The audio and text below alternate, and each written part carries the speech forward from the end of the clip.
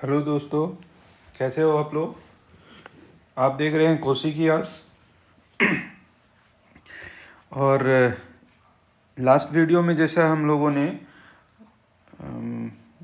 Youth publication का, जो हम लोग रेलवे की तैयारी कर रहे हैं बच्चों के लिए, यूथ पब्लिकेशन का जो हम लोगों ने स्टार्ट किया है एक प्लेलिस्ट बनाना, जिसमें कि जीएस जो है उसको हम लोग सॉल्व करने जा रहे हैं। 15,210 क्वेश्चन इसमें हम लोग सॉल्व करने वाले हैं।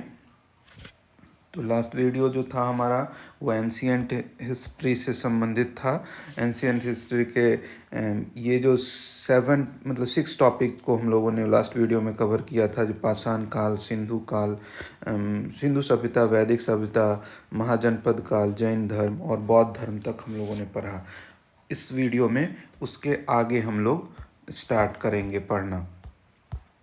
ठीक है, बस आप लोगों से ये है कि आप अपनी प्रिपरेशन जो कर रहे हैं, जिसमें सारे सब्जेक्ट का पढ़ रहे होंगे, आप जीएस भी पढ़ रहे होंगे, आप पढ़िए। लेकिन इस वीडियो को आपको जब भी वक्त मिले आप सुन सकते हैं, देख सकते हैं, और मुझे उम्मीद है कि आप अगर हमारे साथ जुड़े रहेंगे तो इन क्वेश्चन को बार बार हम लोग इस तरह से पढ़ते हैं कि आपको याद हो जाएगा। आप फर्स्ट टाइमर भी हैं, अगर जीएस आपने पहले नहीं भी पढ़ा है तो भले आप पूरा कॉन्सेप्ट आपका ना हो पाए, लेकिन इन ऑब्जेक्टिव अगर हमारे साथ आप करते हैं तो आप परीक्षा में आप सही ऑप्शन को टिक करके ज़रूर आएंगे।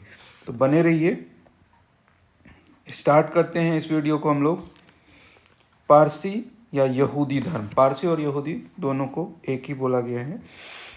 भारत का एक धर्म जोरोआस्ट्रियन जोरोआस्ट्रियन मुख्य रूप से किस राज्य में पाया जाता है? पारसी, वही पारसी को ही बोला गया। तो ये महाराष्ट्र में है। पारसी धर्म को मानने वाले अधिकतम जो आबादी है वो महाराष्ट्र में है। इसके संस्थापक कौन थे? महात्मा जरथुस्ट थे। महात्मा जरथुस्ट जो थे ये इसके संस्थापक थे। भारत में इसे पारसी धर्म के रूप में माना जाता है, जो ईरान का प्राचीन काल से प्रचलित धर्म है। ईरान में है ये धर्म।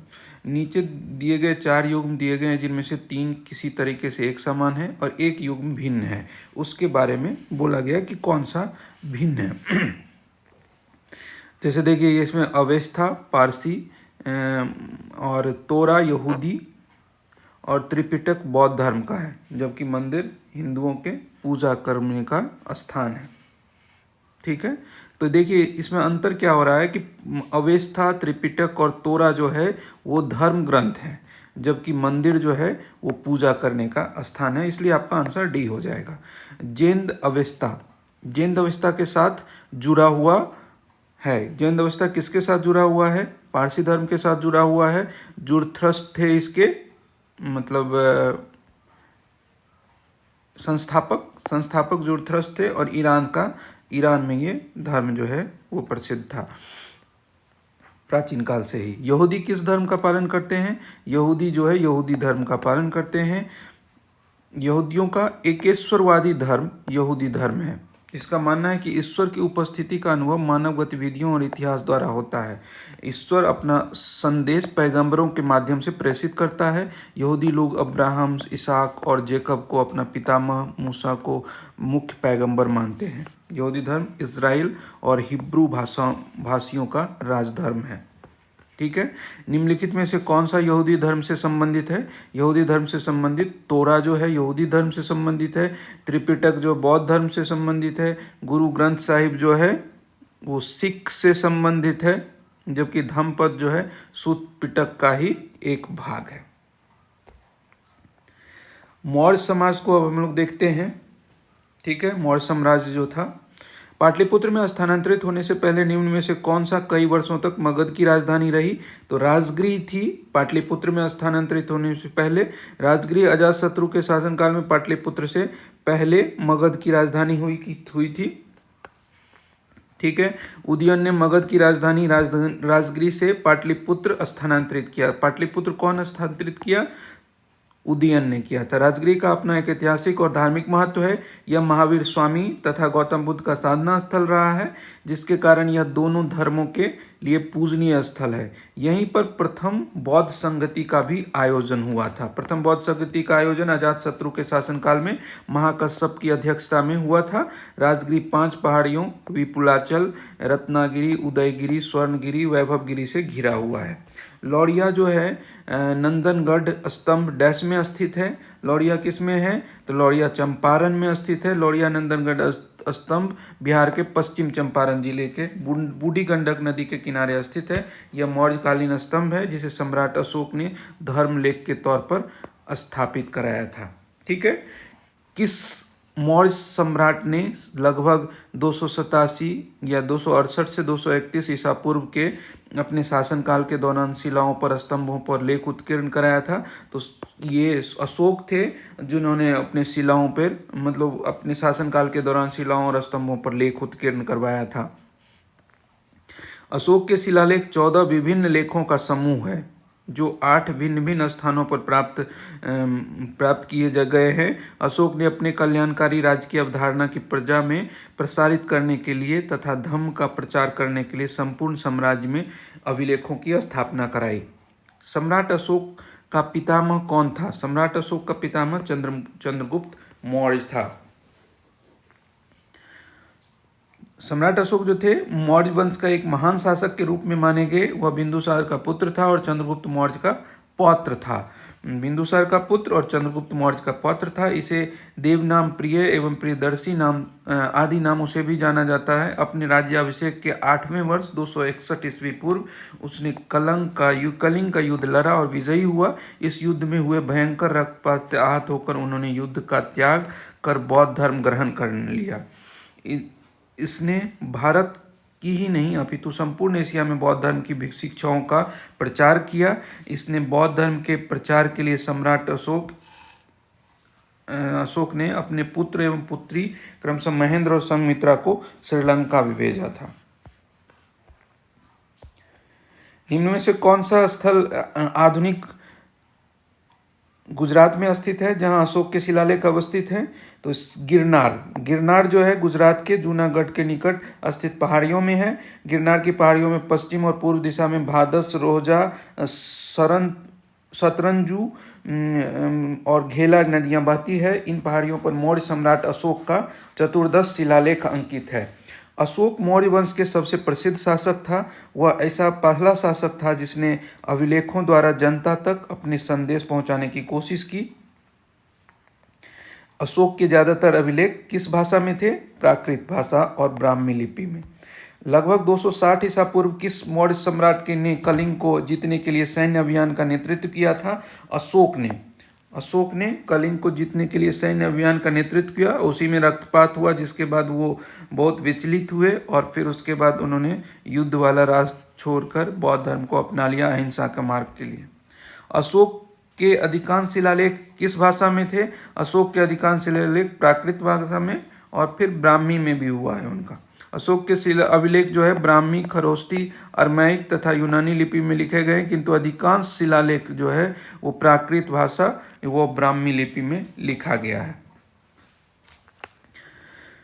अशोक ने राष्ट्रीय भाषा और लिपि के रूप में पाली भाषा और ब्राह्मी लिपि का प्रयोग किया। भारतीय क्षेत्र में पाए जाने वाले अभिलेखों की लिपि ब्राह्मी है। भारत के बाहर पाए जाने वाले शिलालेखों की लिपियां खरोष्टी, अरमैक और यूनानी है। मौर्य शासन के दौरान निम्नलिखित में से किस प्रांत को कर्नाटक में सोने की खान माना जाता था? सोने की खान स्वर्णगिरी को माना जाता था। मौर्य शासन के दौरान कर्नाटक के स्वर्णगिरी को सोने का खान माना गया है तथा यह दक्षिणी प्रांत की राजधानी थी। स्वर्णगिरी जो थी सोने का खान माना गया और दक्षिणी प्रांत की यह राजधानी थी। सेल्यूकस निकेटर नामक यूनानी शासक द्वारा मेगास्थनीज नामक राजदूत को चंद्रगुप्त मौर्य के दरबार में भेजा गया था। सेल्यूकस निकेटर जो था वो कहाँ था? यूनानी शासक था। सिकंदर का प्रमुख सेनापति। सिकंदर की मृत्यु के पश्चात वह यूनान का शासक बना। सिकंदर द्वारा विजित प्रदेशों को उसने पुनः अधिकार में लेने के लिए 305 ईस्वी पूर्व भारत पर आक्रमण किया, परंतु चंद्रगुप्त मौर्य ने उसे पराजित कर संधि कर ली। ठीक है। सेल्यूकस को चंद्रगुप्त ने 500 हाथी दिए थे। इसी संधि के फलस्वरूप सेल्यूकस निकेटर ने मेगास्थनीज नामक राजदूत को चंद्रगुप्त मौर्य के दरबार में भेजा था, जिसने इंडिका नामक पुस्तक की रचना की थी। ठीक है। मेगास्थनीज ने मौर्य शासक अशोक द्वारा निर्मित सारनाथ सिंह चतुर्मुख डैश से बना हुआ है, बलुआ पत्थर से बना हुआ है। सिंह चतुर्मुख जो सारनाथ में है वो किससे बना हुआ है? बलुआ पत्थर से बना हुआ है। 326 ईस्वी पूर्व में भारत पर आक्रमण करने के लिए सिकंदर ने सबसे पहले निम्नलिखित में से किस नदी को पार किया? सबसे पहले सिंधु नदी को पार किया था सिकंदर ने 326 ईस्वी पूर्व में। मध्य प्रदेश में भगवान बुद्ध के सम्मान में सम्राट अशोक द्वारा बनाया गया बौद्ध स्मारक है। सम्राट अशोक द्वारा बनाया गया बौद्ध स्मारक सांची स्तूप है। सांची स्तूप है। सांची के स्तूप का निर्माण किसने कराया था? सांची के स्तूप का निर्माण अशोक ने करवाया था। सांची स्तूप का निर्माण सम्राट अशोक द्वारा 3री सदी ईस्वी पूर्व में भगवान बुद्ध के सम्मान में कराया गया था। भगवान बुद्ध के सम्मान में सांची स्तूप का निर्माण किसने कराया था? अशोक ने करवाया था। सांची भारत के मध्य प्रदेश राज्य के रायसेन जिले के बेतवा नदी के तट पर है। सांची का स्तूप कहाँ है? मध्य प्रदेश के रायसेन जिले के बेतवा नदी के तट पर है। यह एक छोटा सा गांव है रायसेन जिले में। यह एक अन्य विश्व पर्यटक स्थल भीमबेटका भी था। हम लोग पहले वाले वीडियो में ये पढ़े थे। भीमबेटका जो है वो रायसेन जिले में है। सांची स्तूप को वर्ष 1989 में यूनेस्को की विश्व विरासत सूची में शामिल कर लिया गया है। बौद्ध धर्म से संबंधित प्रख्यात भवन संरचना धामेक स्तूप। धामेक स्तूप। सांची स्तूप कहाँ था? रायसेन में था, मध्य प्रदेश में। अशोक ने बनवाया था बुद्ध जी की बौद्ध की उसमें स्मृति में। और ये बोल रहा है कि धामेक स्तूप का निर्माण मूलतः डैश वंश के राजा ने कराया था, मौर्य वंश के ही राजा ने कराया था। धामेक स्तूप का भी बौद्ध धर्म के संबंधित प्रख्यात भवन संरचना धामेक स्तूप का निर्माण मौर्य वंश के शासनकाल के दौरान किया गया था। धामेक स्तूप उत्तर प्रदेश के सारनाथ में स्थित है। ठीक है। प्रसिद्ध बौद्ध धार्मिक स्थल है। सारनाथ में ही भगवान बुद्ध ने अपने शिष्यों को प्रथम उपदेश दिया था, 5 शिष्यों को। धामेक स्तूप की नींव अशोक ने 249 ईस्वी में रखी थी तथा इसका विस्तार कुषाण काल में हुआ। यह स्तूप पूर्ण रूप से गुप्त काल में तैयार हुआ। बौद्ध संरचना धामेक स्तूप कहाँ पर स्थित है? अभी हमने पढ़ा सारनाथ। तृतीय बौद्ध परिषद जो था उसका आयोजन कहाँ हुआ था? तृतीय बौद्ध संगति का आयोजन जो है वो अशोक ने करवाया था। अशोक के द्वारा करवाया गया था 250 ईस्वी पूर्व में पाटलिपुत्र में किया गया था।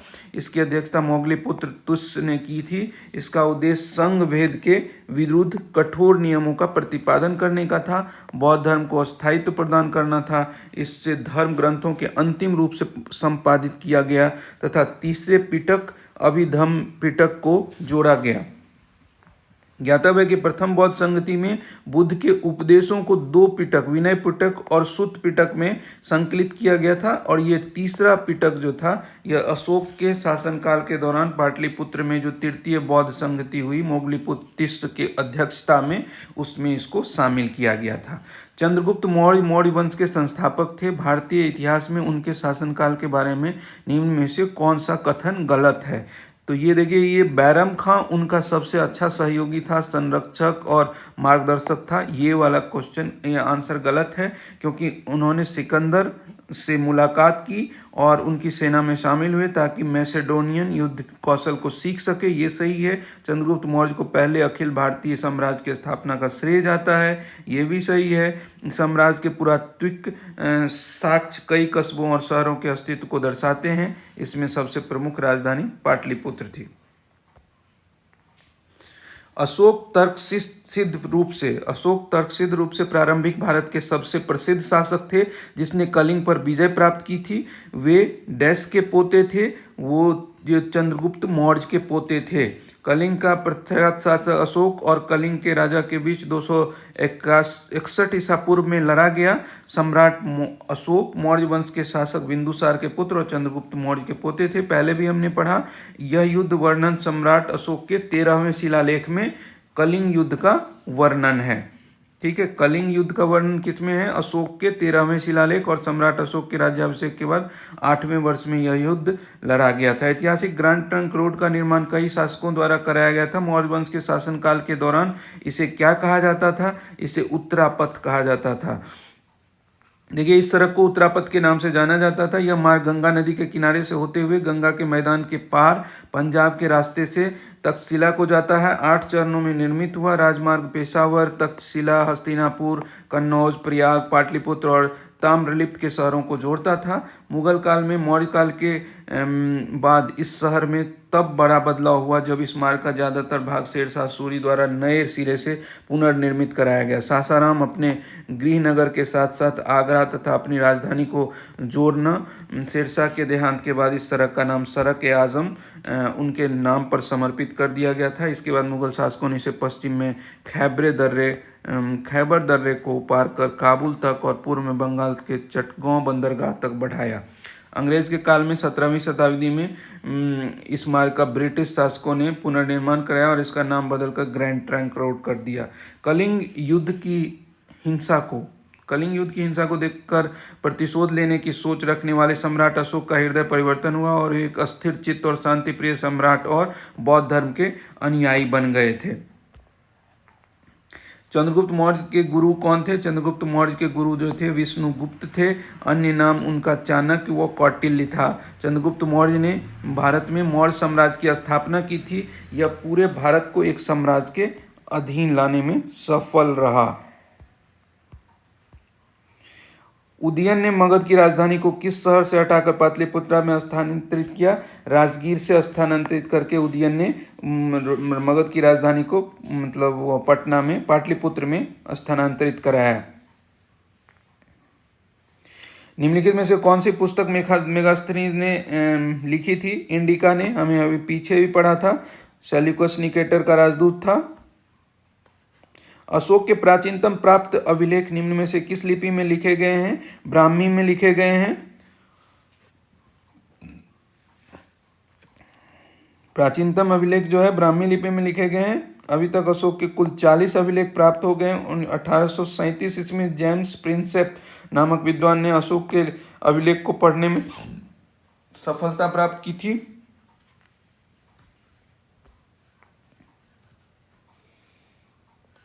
इनमें से किसने मौर्य प्रशासन में अध्यक्षों को विभिन्न विभागों के अधीक्षकों के रूप में उल्लेखित किया था?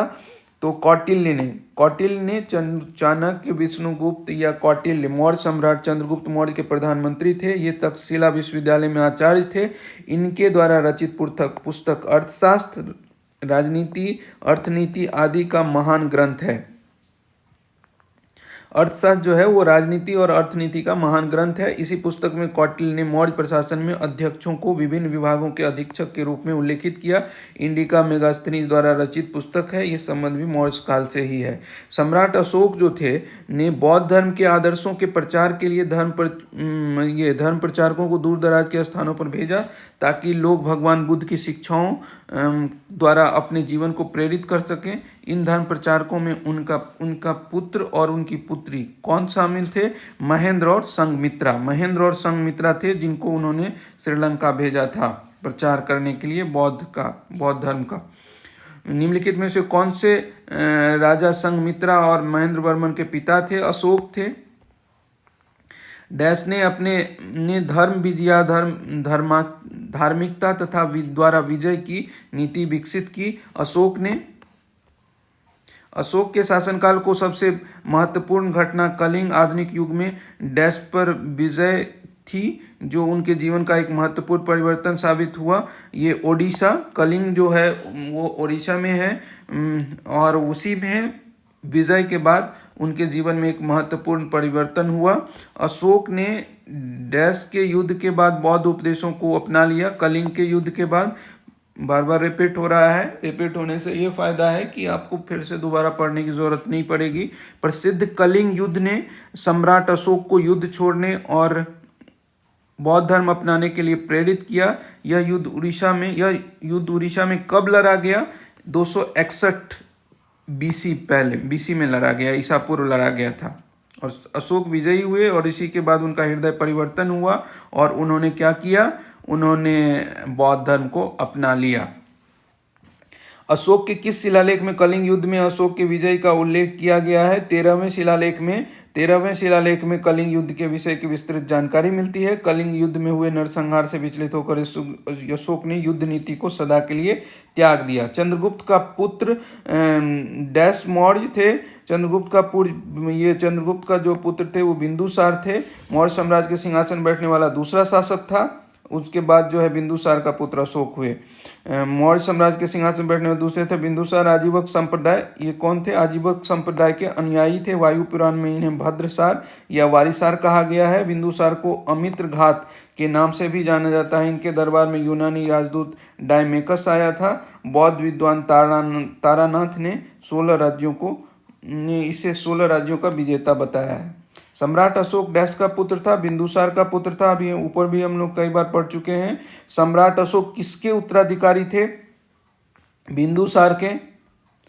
सम्राट अशोक ने पत्थर के स्तंभों और पत्थर के तख्तों पर अपने 14 जो थे शिलालेख उत्कीर्ण करवाकर अपने राज्य के प्रमुख स्थानांतरों पर स्थापित किया ताकि लोग तदनुसार आचरण कर सकें। अशोक महान मौर्य वंश के शासक थे, संबंधित थे। महान सम्राट अशोक किस वंश से थे? मौर्य वंश से थे।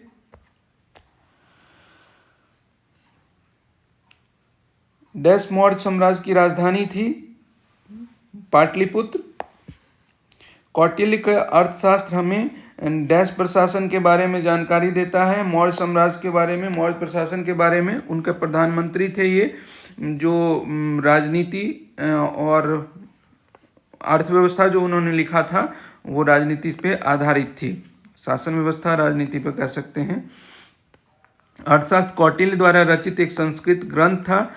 उन्होंने चंद्रगुप्त के प्रशासकीय उपयोग तथा मौर्य काल के इतिहास को जानने के लिए इस ग्रंथ की रचना की थी। इसमें राजव्यवस्था, कृषि, न्याय और राजनीति आदि से संबंधित विभिन्न पहलुओं पर विचार किया गया था। चाणक्य का एक अन्य नाम क्या है? विष्णुगुप्त नाम है उसका। मेगास्थनीज भारत आने वाले सबसे शुरुआती खोजकर्ताओं में से एक था। यह उसका संबंध किस देश से है? यूनान से है।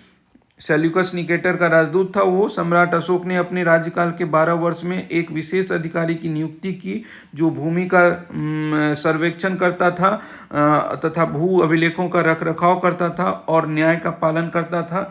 इन अधिकारियों को क्या कहा जाता था? इन अधिकारियों को रज्जुक कहा जाता था। रज्जुक कहा जाता था। देखिए, अपने राज्यकाल के 12वें वर्ष में अशोक ने क्या किया? विशेष अधिकारी की नियुक्ति की जो भूमि का सर्वेक्षण करता था, भू अभिलेखों का रखरखाव करता था, न्याय का पालन करता था। उसका नाम क्या रखा? उस अधिकारी का पद जो है वो रज्जुक कहलाया। किस राजा की कहानी मुद्रा राक्षस नाटक का विषय है? चंद्रगुप्त मौर्य की कहानी जो है वो मुद्रा राक्षस का विषय है।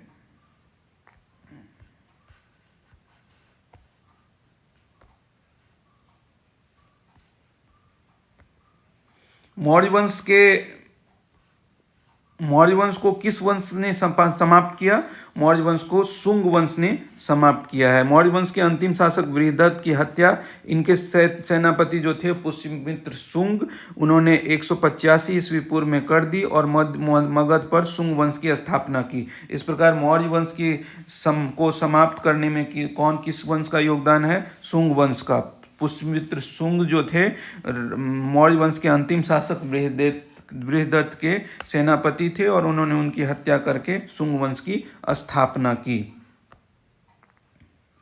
पुष्यमित्र शुंग इस वंश का, राजवंश का प्रथम शासक था। मौर्य वंश का अंतिम शासक कौन था? अभी हमने पढ़ा, बृहदत्त था अंतिम शासक। अब हम लोग मौर्योत्तर काल पढ़ेंगे, जो उसके बाद का काल जो है उसके बारे में। तो जितने भी साथी तैयारी कर रहे हैं रेलवे रिक्रूटमेंट बोर्ड के जिस भी पोस्ट का, चाहे वो NTPC हो, ALP हो, आपका JEE हो, ग्रुप D हो या फिर कोई और अन्य भी, तो उनसे बस इतना कहना चाहूँगा कि एक ये बहुत ही बकेट है बहुत बड़े क्वेश्चंस का, 15,000 क्वेश्चंस का जो प्रीवियस ईयर में पूछे गए क्वेश्चंस हैं। तो आप अगर इसको ठीक से पढ़ लेंगे तो निश्चित रूप से आपको GS में कभी दिक्कत नहीं होने वाली है। चलिए आगे शुरू करते हैं हम लोग मौर्योत्तर काल का। किस मूल भारतीय राजवंश ने अपने शासकों के चित्र वाले सिक्के जारी किए थे? तो सातवाहन वंश के शासकों ने मतलब अपने राजाओं के नाम पे सिक्के जारी किए थे। सातवाहन राजवंश ने अपने शासकों के चित्र वाले सिक्के जारी किए। सातवाहन शासकों का सर्वप्रथम शीशे के सिक्के जारी किए। इसके अतिरिक्त उन्होंने चांदी, तांबा, कांसा, पोटीन आदि के सिक्के भी चलाए। सातवाहन वंश की स्थापना सिमुक ने की थी। सातवाहन शासकों ने अपनी राजधानी प्रतिष्ठान में स्थापित की। तो क्या हुआ, सबसे पहला जो अपने शासकों के चित्र वाला सिक्का किस वंश ने जारी किया? सातवाहन वंश ने। सीसा का सिक्का उनका पहला था। बाद में उन्होंने चांदी, तांबा, कांसा, पोटीन का भी सिक्का चलाया। और उनकी राजधानी कहाँ थी? प्रतिष्ठान थी। और उसकी स्थापना किसने की थी? सिमुक ने की थी। दिए गए विकल्पों में कौन सा कथन सही नहीं है? तो देखिए इसमें बौद्ध धर्म ग्रंथ पाली भाषा में लिखे गए थे, ये सही है। गौतम बुद्ध का जन्म स्थान नेपाल में कुशीनगर में था, वो सही है। ये उपगुप्त ने अशोक को लुम्बिनी में था, लुम्बिनी में सॉरी, उपगुप्त ने अशोक को बौद्ध धर्म अपनाने के लिए प्रेरित किया, ये भी सही है। चरक गौतम बुद्ध के निजी चिकित्सक थे, ये वाला आंसर गलत है। देखिए यहाँ लिखा हुआ है कि जीवक थे बुद्ध के निजी चिकित्सक। चरक जो थे वो बुद्ध के नहीं थे, चरक गौतम बुद्ध के निजी चिकित्सक नहीं थे, बल्कि कुषाण शासक कनिष्क के राजवैद्य थे। देख याद हो गया, जीवक जो थे वो बुद्ध के निजी चिकित्सक थे, जबकि कनिष्क के राजवैद्य जो थे वो कौन थे? चरक थे। ठीक है, तो इनके द्वारा चरक संहिता एक प्रसिद्ध आयुर्वेद ग्रंथ लिखा गया था, जबकि बौद्ध धर्म ग्रंथ पाली में लिखे गए हैं। गौतम बुद्ध का जन्म स्थान नेपाल के लुम्बिनी में स्थित है। उपगुप्त ने अशोक को बौद्ध धर्म अपनाने के लिए प्रेरित किया, ये सभी कथन सही है। कनिष्क किस वंश से संबंधित थे? कुषाण वंश थे। कुषाण वंश का सबसे प्रतापी शासक उन्हें माना गया। इसने 78 ईस्वी में अपना राज्यारोहण किया और उपलक्ष्य में एक संवत चलाया जिसे शक संवत कहलाता था। याद रखना है कि कनिष्क ने क्या किया? शक संवत चलाया था। और तथा जिसे भारत सरकार द्वारा ग्रेगोरियन कैलेंडर के साथ 22 मार्च 1957 में भारत के राष्ट्रीय कैलेंडर के रूप में अपनाया भी गया, प्रयोग में लाया गया। 78 ईस्वी को शक युग का आरंभ माना गया है। 78 ईस्वी को शक युग का आरंभ माना गया। इनके शासनकाल में चौथी बौद्ध संगति जो कुंडलवन कश्मीर में हुई थी वो कनिष्क के शासनकाल में हुई थी, बौद्ध विद्वान विश्वामित्र की अध्यक्षता में। ठीक है, बौद्ध धर्म का विभाजन हीनयान या महायान में हो गया। कनिष्क बौद्ध धर्म के महायान संप्रदाय से क्या अनुयायी थे। कुषाण वंश का अंतिम शासक वासुदेव था। कुषाण वंश का मतलब प्रतापी राजा कनिष्क थे और अंतिम शासक वासुदेव था। कनिष्क जो थे वो कुषाण वंश के शासक थे। शक युग का आरंभ कब हुआ? 78 ईस्वी पूर्व, नहीं सॉरी, ये 78 ईस्वी से हुआ।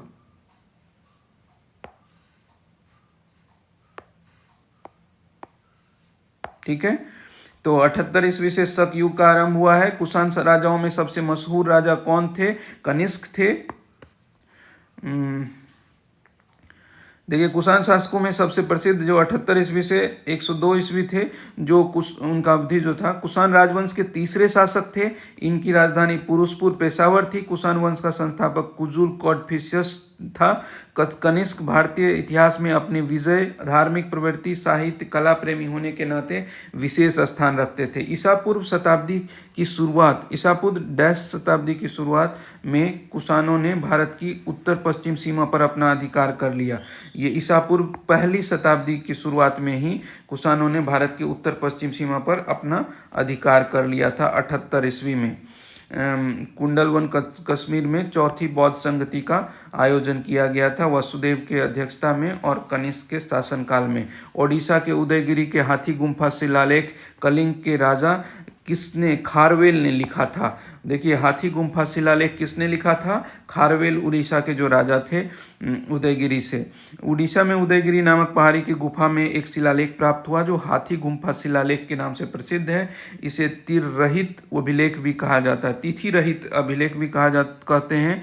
इसे कलिंग के राजा खारवेल ने उत्कीर्ण कराया था। यह लेख प्राकृत भाषा में है और प्राचीन भारतीय इतिहास में इसका बहुत महत्व है। अब गुप्त एवं गुप्तोत्तर साम्राज्य के बारे में देखते हैं। प्रयाग प्रशस्ति, जिसे इलाहाबाद स्तंभ शिलालेख के रूप में भी जाना जाता है, हमें डैश की उपलब्धियों के बारे में बताता है, हमें समुद्रगुप्त की उपलब्धियों के बारे में बताता है। प्रयाग प्रशस्ति में हमें गुप्त शासक समुद्रगुप्त के बारे में प्रयाग प्रशस्ति में जानकारी मिलती है। यह समुद्रगुप्त के दरबारी कवि हरिसेन द्वारा रचित है। इसमें उन राज्यों का वर्णन है जिन पर समुद्रगुप्त ने विजय प्राप्त की थी। इसे इलाहाबाद स्तंभ लेख के रूप में भी जाना जाता है। यह प्रशस्ति को मूल रूप से कौशाम्बी में अशोक के स्तंभ पर उकेरा गया था। अकबर के समय जहांगीर इसे इलाहाबाद में स्थापित करवाया था। इस प्रशस्ति को भाषा संस्कृत तथा शैली शैम्पू, इसमें कुल 33 पंक्तियां हैं। हर्षवर्धन निम्नलिखित में से किस वंश से संबंधित थे? हर्षवर्धन जो थे वो पुष्यमित्र वंश से संबंधित थे। सम्राट हर्षवर्धन जो है वो 606 से 647 ईस्वी तक उत्तर भारत में 7वीं शताब्दी के शक्तिशाली राज्य थानेश्वर के पुष्यभूति वंश शासक प्रभाकर वर्धन का पुत्र थे। इसने कन्नौज को अपनी राजधानी बनाया। हर्षवर्धन ने कहाँ राजधानी बनाया? कन्नौज को राजधानी बनाया। सम्राट हर्ष ने रत्नावली, प्रियदर्शिका और नागानंद नामक नाटकों की रचना की। रवि कीर्ति का ऐहोल शिलालेख पुलकेशिन द्वितीय की डैश पर विजय के बारे में विस्तार से वर्णन करता है। रवि कीर्ति का ऐहोल शिलालेख पुलकेशिन द्वितीय की हर्ष पर विजय के बारे में विस्तार से वर्णन करता है। हर्ष पर विजय के बारे में विस्तार से वर्णन करता है। निम्न में से कौन हर्षवर्धन के शासनकाल में भारत आया था? हर्षवर्धन के शासनकाल में जुआन जांग जो है, ह्वेनसांग जिसको बोलते हैं, वो भारत आया था हर्षवर्धन के शासनकाल में। देखिए, जो विदेशी पढ़ने के पर्पज से भारत आए थे या शासक जो भी है, उसके बारे में यहाँ है, विदेशी यात्री जो आए थे। तो हर्षवर्धन जो है वो ह्वेनसांग जो राजदूत था, विदेशी यात्री था, वो हर्षवर्धन के शासनकाल में आया था। फाहियान जो है चंद्रगुप्त द्वितीय के शासनकाल में आया था। इब्न बतूता मोहम्मद बिन तुगलक के समय में आया था। अल बरूनी महमूद गजनवी के समय में, और मार्को पोलो जो है मारवर्मन कुलशेखर। तो देखिए, ह्वेनसांग हौ से ह्वेनसांग है और हौ से हर्षवर्धन है। इससे आप अलग कर लीजिएगा कि ह्वेनसांग और हर्षवर्धन एक समय में आए थे, और उसके बाद आपको फाहियान, ये दोनों चीनी यात्री थे। तो इसको अलग करने में आपको आसानी होगी कि फाहियान जो है चंद्रगुप्त द्वितीय के समय में आए थे और ह्वेनसांग जो है वो हर्षवर्धन के समय में आए थे। उस महान व्यक्ति का नाम बताएं जिसने भारत में बीजगणित के क्षेत्र में महत्वपूर्ण योगदान दिया था। तो बीजगणित के क्षेत्र में सबसे बड़ा योगदान जो है आर्यभट्ट के द्वारा दिया गया था। आर्यभट्ट प्राचीन भारत के एक महान ज्योतिषविद और गणितज्ञ थे। इन्होंने बीजगणित के क्षेत्र में महत्वपूर्ण योगदान दिया। आर्यभट्ट का जन्म पटना के कुसुमपुर में हुआ था। आर्यभट्ट का जन्म कहाँ हुआ था? पटना के कुसुमपुर में हुआ था। चरक जो है, चरक महर्षि एवं आयुर्वेद विशारद का उन्होंने कार्यक्षेत्र रहा है उनका। ब्रह्मगुप्त भारतीय गणितज्ञ है। वराहमिहिर भी भारतीय गणितज्ञ है। निम्नलिखित में से कौन राजा हर्षवर्धन के दरबारी कवि थे? दरबारी कवि वानभट्ट थे उनके, हर्षवर्धन के। वानभट्ट राजा हर्षवर्धन के दरबारी कवि थे। वानभट्ट ने किस पुस्तक की रचना की? वानभट्ट ने हर्ष चरित्र की रचना की थी, पुस्तक की, जिसमें हर्षवर्धन के शासनकाल की जानकारी मिलती है। चीनी यात्री ह्वेनसांग हर्षवर्धन के शासनकाल में भारत आया था। हर्षवर्धन स्वयं साहित्यकार थे। प्रियदर्शिका, रत्नावली, नागानंद की संबंधी नाटक की रचना हर्षवर्धन ने खुद की थी। चीनी यात्री ह्वेनसांग किसके शासनकाल में? हर्षवर्धन के शासनकाल में आया था। ह्वेनसांग 629 ईस्वी में चीन से भारत के लिए प्रस्थान किया। भारत से 645 ईस्वी में चीन लौट गया उन्होंने। वह नालंदा विश्वविद्यालय में अध्ययन करने तथा भारत के बौद्ध ग्रंथों के संग्रह के लिए आया था। इनका भ्रमण वृत्तांत जो है सीयूकी नाम से प्रसिद्ध है। ह्वेनसांग का जो है भ्रमण वृत्तांत जो है वो किसके नाम से है? सीयूकी नाम से प्रसिद्ध है। ध्यातव्य है कि ह्वेनसांग के अध्ययन के लिए इसके समय नालंदा विश्वविद्यालय के कुलपति आचार्य शीलभद्र थे।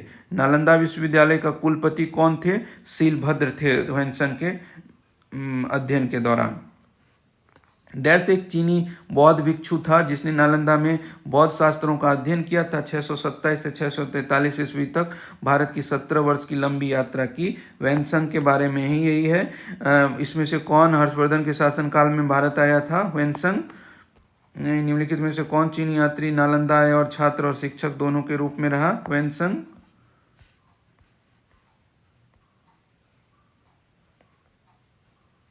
देखिए, छात्र और शिक्षक दोनों के रूप में उन्होंने कार्य किया। वानभट्ट किस राजा के दरबारी कवि थे? अभी हमने पढ़ा, वानभट्ट हर्षवर्धन के दरबारी कवि थे। कहते हैं इनके दो प्रमुख ग्रंथ जो थे, कौन? हर्षचरितम था और कादम्बरी था। निम्नलिखित में कौन चंद्रगुप्त द्वितीय के 9 रत्नों में से एक है? 9 रत्नों में से एक वराहमिहिर थे। मतलब चंद्रगुप्त द्वितीय जो थे, चंद्रगुप्त द्वितीय को ही विक्रमादित्य के नाम से भी जाना जाता था। उन्होंने 375 से 415 ईस्वी तक शासन किया। गुप्त साम्राज्य का यह समय स्वर्णिम युग कहलाया। चंद्रगुप्त विक्रमादित्य के समय, चंद्रगुप्त द्वितीय या विक्रमादित्य के समय का जो गुप्त साम्राज्य था वो भारत का स्वर्णिम युग कहलाया। चंद्रगुप्त ने गुप्त संवत की शुरुआत की थी। गुप्त संवत ने शक संवत की शुरुआत की किसने की थी? कुषाण राजा जो थे, वो कनिष्क जो थे, वो उन्होंने की थी। और गुप्त संवत की शुरुआत जो है वो चंद्रगुप्त गुप्त ने की थी। सांची अभिलेख में उन्हें देवराज कहा गया है। चंद्रगुप्त के दरबार में नवरत्न कौन निवास करते थे? जिनमें कालिदास, वराहमिहिर, धन्वंतरी, घटखरपर, शंकु, अमर सिंह, वेताल, छपनक, वरुचि थे। इनमें से किसे भारत का नेपोलियन के नाम से जाना गया है? समुद्रगुप्त को भारत का नेपोलियन के रूप नाम से जाना गया है। ये चंद्रगुप्त प्रथम के पुत्र थे। वह गुप्त वंश के एक महान योद्धा तथा कुशल सेनापति थे। समुद्रगुप्त की विजयों के कारण इतिहासकार विंसेंट स्मिथ ने अपनी पुस्तक अर्ली हिस्ट्री ऑफ इंडिया में समुद्रगुप्त को भारत का नेपोलियन बोला गया। भारत का नेपोलियन किसने बोला? इतिहासकार विंसेंट स्मिथ जो थे, वो अपनी book early history of India में बोला। उनको समुद्रगुप्त को पराक्रमांक, प्रतिरथ, सर्वराज्योत्था, लिच्छवी, दौहित्र आदि समुद्रगुप्त की उपाधियां मिली थी। प्राचीन भारतीय इतिहास के सबसे महत्वपूर्ण शासकों में से एक चंद्रगुप्त द्वितीय की पुत्री का नाम क्या था? चंद्रगुप्त द्वितीय की पुत्री का नाम प्रभावती गुप्त था। गुप्त वंश का शक्तिशाली शासक था चंद्रगुप्त। इसने वैवाहिक संबंध और विजय दोनों तरह से साम्राज्य की सीमा का विस्तार किया। अपनी वैवाहिक नीति को इसने 2 पड़ोसी राज्य नागाओं और वाकाटक के खिलाफ निर्देशित किया था। इन 2 शक्तियों को जीतना चंद्रगुप्त द्वितीय के लिए बहुत आवश्यक था ताकि शक क्षत्रपों को वश में किया जा सके। सबसे पहले चंद्रगुप्त ने नाग राजकुमारी कुबेर नागा से शादी की और उनको मित्र बनाया। और चंद्रगुप्त अपनी बेटी प्रभावती गुप्त का विवाह महाराष्ट्र के वाकाटक शासक रुद्रसेन द्वितीय से किया। इस तरह से वह महाराष्ट्र और मध्य भारत में अपनी शक्ति को मजबूत किया। ये विक्रमादित्य किस प्रसिद्ध गुप्त शासक का एक अन्य नाम है? वही चंद्रगुप्त द्वितीय का सुप्रसिद्ध काव्य मेघदूत इसमें से किसकी कृति है? कालिदास की। उनका जो प्रसिद्ध नाटक है, देखिए कालिदास का प्रसिद्ध नाटक अभिज्ञान शाकुंतलम, विक्रमोर्वशीयम, मालविकाग्निमित्र, महाकाव्य में रघुवंशम और कुमार संभवम और खंड काव्य में मेघदूतम और ऋतु संहारम। प्रशस्ति में किस राजवंश के शासकों ने अपनी उपलब्धियां लिखी है? प्रशस्ति में जो है गुप्त वंश के शासकों की उपलब्धियां लिखी गई है। गुप्त राजवंश के निम्नलिखित राजाओं में से कौन एक अच्छा वीणा वादक भी था? ये समुद्रगुप्त जो थे गुप्त राजवंश के, उनका वो एक अच्छा वीणा वादक भी थे। चंद्रगुप्त द्वितीय प्रथम का उत्तराधिकारी थे समुद्रगुप्त। समुद्रगुप्त को गुप्त वंश का महानतम शासक और एक अच्छा वीणा वादक के रूप में जाना जाता है। इसने आर्यावर्त के 9 शासकों और दक्षिणावर्त के 12 शासकों को पराजित किया था। इन्हीं विजयों के कारण इन्हें भारत का नेपोलियन भी बोला गया। समुद्रगुप्त विष्णु का उपासक थे।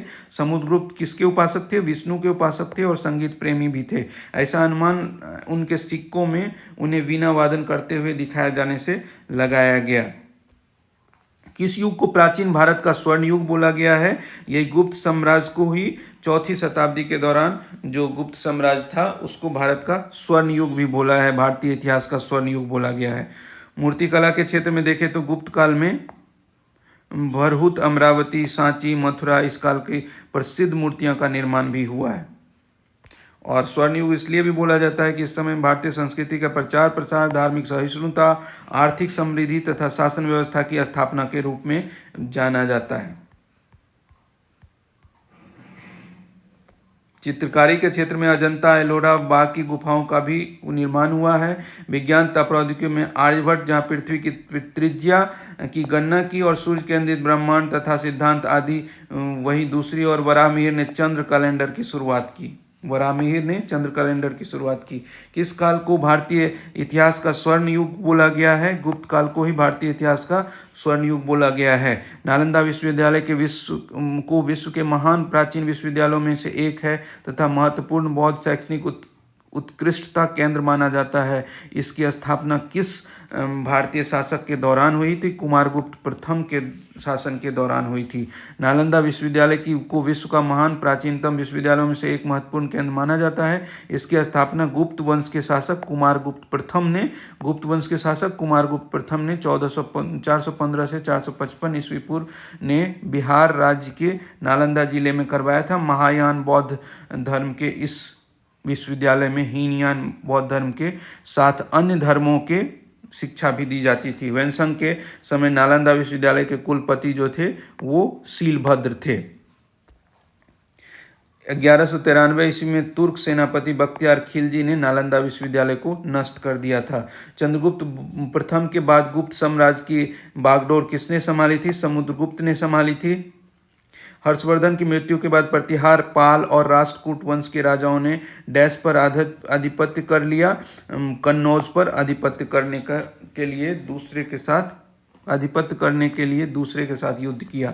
हर्ष के पश्चात कन्नौज विभिन्न शक्तियों का केंद्र बन गया। हर्षवर्धन के पास क्या हुआ? कन्नौज विभिन्न शक्तियों का केंद्र बन गया। 8वीं शताब्दी में कन्नौज पर अधिकार करने के लिए 3 बड़ी शक्तियां पाल, प्रतिहार और राष्ट्रकूट के बीच संघर्ष आरंभ हुआ।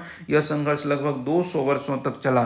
त्रिपक्षीय संघर्ष के फलस्वरूप कन्नौज पर अंतिम रूप से गुर्जर प्रतिहार शासकों का अधिकार हो गया। 4वीं शताब्दी की शुरुआत में गुप्तों ने मगध में एक छोटा सा साम्राज्य स्थापित कर दिया। 4वीं शताब्दी की शुरुआत में गुप्तों ने क्या किया? मगध में एक छोटा सा साम्राज्य स्थापित कर दिया।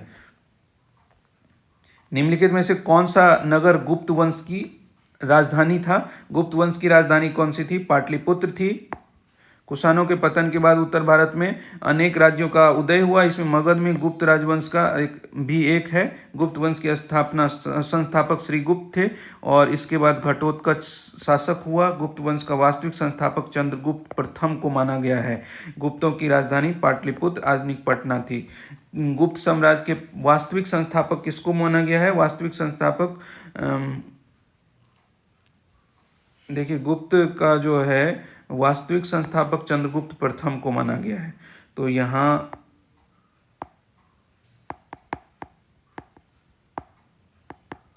ठीक है, देखिए गुप्त वंश के संस्थापक वैसे श्रीगुप्त रहे हैं, लेकिन वास्तविक संस्थापक चंद्रगुप्त प्रथम को माना गया है। तो यहाँ ऑप्शन में वैसा नहीं है। गुप्त वंश का संस्थापक श्रीगुप्त है, महाराज की उपाधि धारण की थी। इसलिए चंद्रगुप्त राजा बना जो गुप्त वंश का शक्तिशाली शासक। चंद्रगुप्त वंश प्रथम को ही गुप्त का वास्तविक संस्थापक माना जाता है। गुप्त काल के दौरान चीन के किस यात्री ने भारत का भ्रमण किया? वैनसंग ने ठीक है, फाहियान। अभी हमने पढ़ा, यहाँ देखिए, वैनसंग हर्षवर्धन के समय में, ठीक है, और चंद्रगुप्त द्वितीय फाहियान।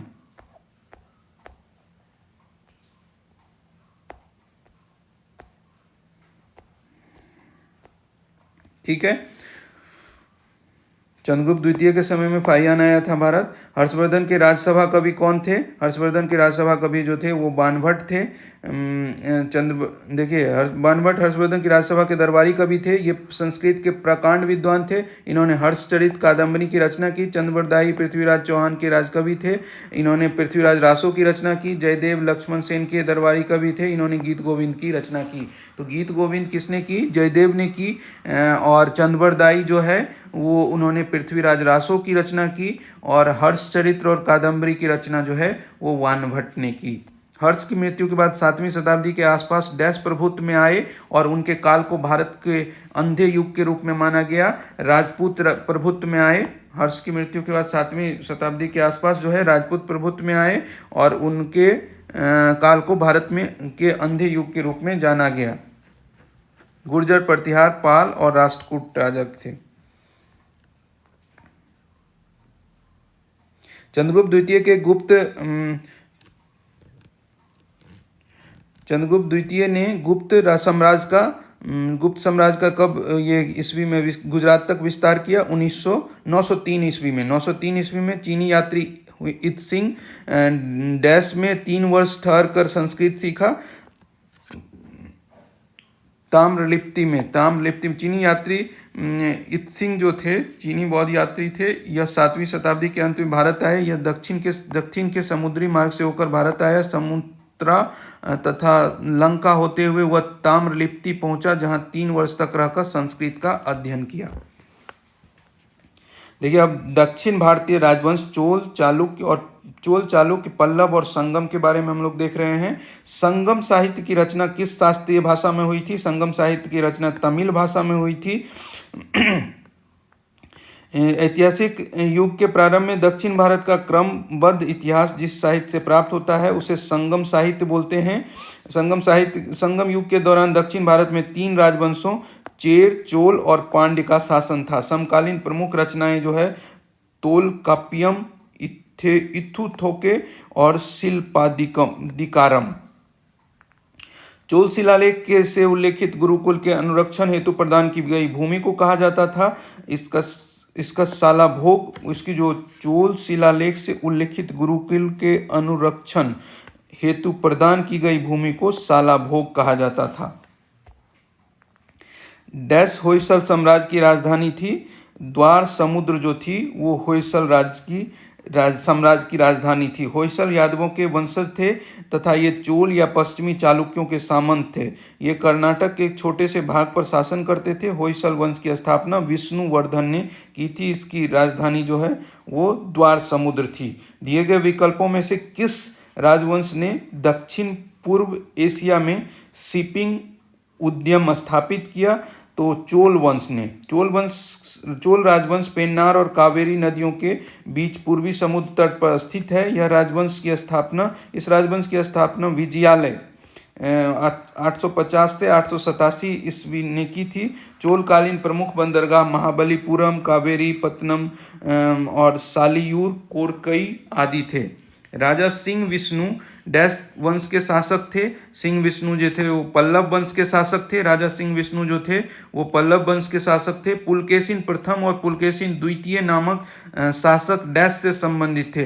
पुलकेशिन प्रथम और पुलकेशिन द्वितीय नामक शासक जो थे वो चालुक्य वंश से संबंधित थे। पुलकेशिन द्वितीय किस राजवंश के सर्वाधिक प्रख्यात शासक थे? पुलकेशिन द्वितीय जो थे वो चालुक्य वंश के सर्वाधिक प्रख्यात शासक थे। 7वीं और 8वीं सदी में बहुत शक्तिशाली हो गई। 7वीं और 8वीं सदी में बहुत शक्तिशाली हो गए।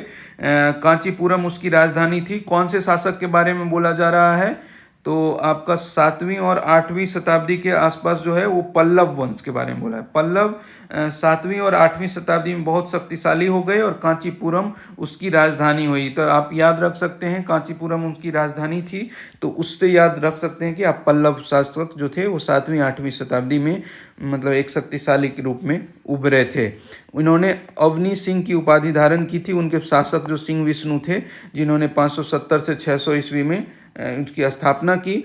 इस वंश के सबसे प्रतापी शासक नरसिंह वर्मन द्वितीय ने कांची के कैलाशनाथ तथा ऐरावतेश्वर मंदिर और महाबलीपुरम के तटीय मंदिर का निर्माण कराया था।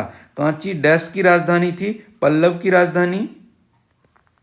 डैश पांड्य वंश की राजधानी थी। मदुरै जो है वो पांड्य वंश की राजधानी थी। ये तमिल प्रदेश का इतिहास मुख्य रूप से 3 राजवंशों में चोल, चेर, पांड्य राजवंश का साम्राज्य तमिल प्रदेश के दक्षिण पूर्वी छोर पर बेल्लारी नदी के किनारे है और पांड्य की राजधानी जो है वो मदुरै है। डैश ने मदुरै के आसपास के क्षेत्र पर शासन किया। तो अभी हम लोगों ने पढ़ा पांड्य ने मदुरै के आसपास का क्षेत्र पर शासन किया। पूर्व चोल राजाओं में से किसे सबसे महान माना जाता है? सबसे महान जो माना जाता है करिकाल को चोल राजाओं में करिकाल को सबसे महान माना गया है। पल्लव वंश के कौन से राजा संस्कृत नाटक भी लिखा करते थे? पल्लव वंश के महेंद्र वर्मन जो थे वो 600 से 630 ईस्वी के आसपास उनका शासनकाल था और वो नाटककार के रूप में भी जाने जाते थे।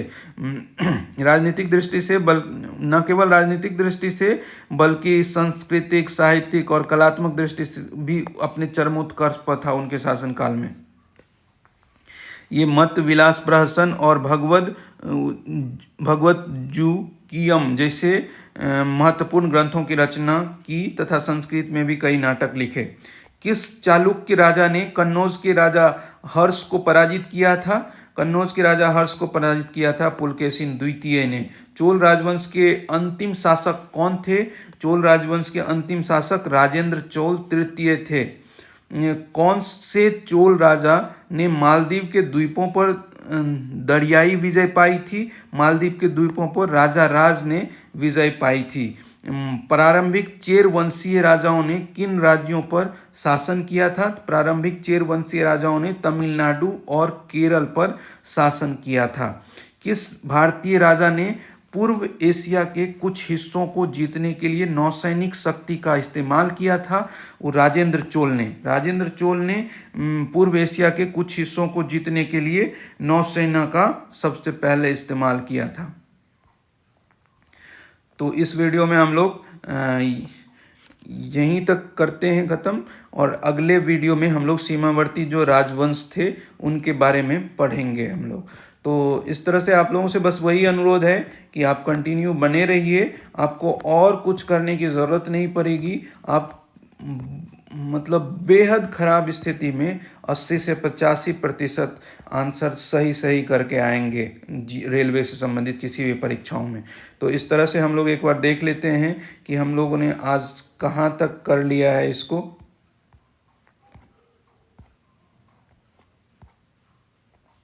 तो देखिए यहाँ बौद्ध धर्म तक हम लोगों ने कर लिया था। तो अभी आज हमने क्या किया? पारसी यहूदी धर्म को कर लिया है, मौर्य साम्राज्य को कर लिया था, मौर्योत्तर काल को कर लिया, गुप्त और गुप्तोत्तर साम्राज्य को कर लिया, दक्षिण भारतीय साम्राज्य राजवंश चोल, चालुक्य, पल्लव और संगम तक किया है हमने। और अगले वीडियो में हम लोग सीमावर्ती राजवंश से आगे करेंगे। बस बार बार वही अनुरोध कि आप सुनते रहिए, इसको देखते रहिए, जो भी आपको कंफर्टेबल लगे, और उम्मीद करते हैं कि बहुत अच्छे से हम लोग परीक्षा में सही आंसर करके आएंगे। धन्यवाद।